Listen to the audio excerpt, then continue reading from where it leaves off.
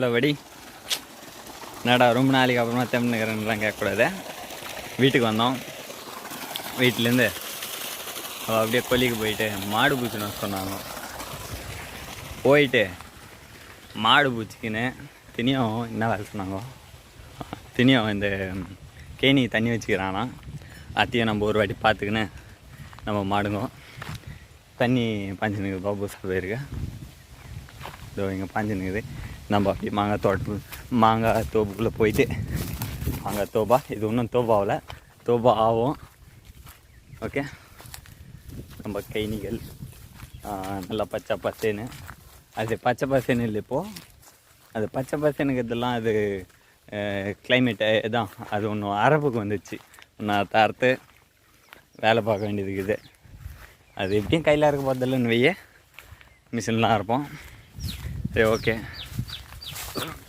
கேணிக்கு கேணி தண்ணி பார்த்துக்கின்னு எவ்வளோ பாஞ்சிக்குதுன்னு. தண்ணி நம்மளோட லக்ஷ்மியோட அம்மா, அங்கே அம்மாவை கூப்பிட்டுன்னு போயிட்டு விட்டான். அந்த அம்மாவுக்கு தண்ணி கட்டி வேலை பண்ண வேண்டியது இருக்குது. நான் ஏதோ தவிர இந்த பக்கமாக வந்துட்டேன். இப்போ எப்படி போகுது, நம்ம அந்த மாங்காய் செடிக்கு போகணும். இந்த கேணியை எப்படி தாட்டுறது ஒன்றும் இல்லை, ஃபாலோ பண்ணிக்கிட்டு போக வேண்டியது தான். சூரியன் கொளுத்திக்கிட்டு இருக்காருப்பா, வேறு மாதிரி கொளுத்தின்னுக்கிறாரு.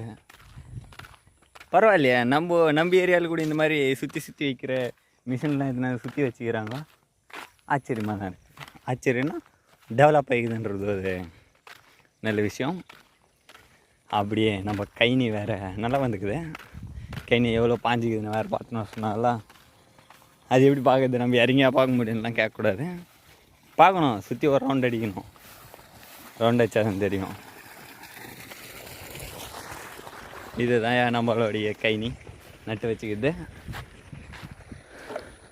இதில் இதுக்கு முன்னாடி ஏன் இவ்வளோ ஹைட்டுக்கு, இப்படி நான் இவ்வளோ ஹைட்டுக்கு அந்த ஒரு இதுவே இருந்துச்சு கதிர், அவ்வளோ நீட்டு இதுவெல்லாம் அர்த்தம்.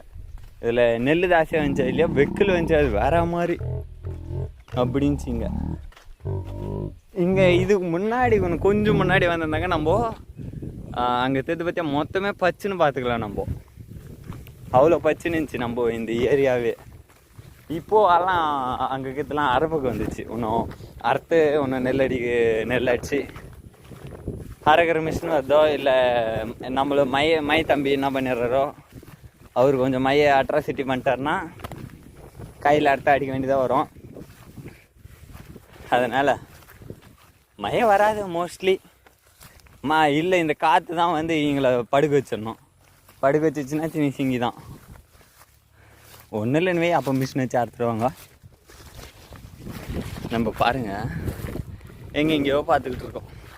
இதுதான் நம்மளுடைய கேணி. சரி, பாய்.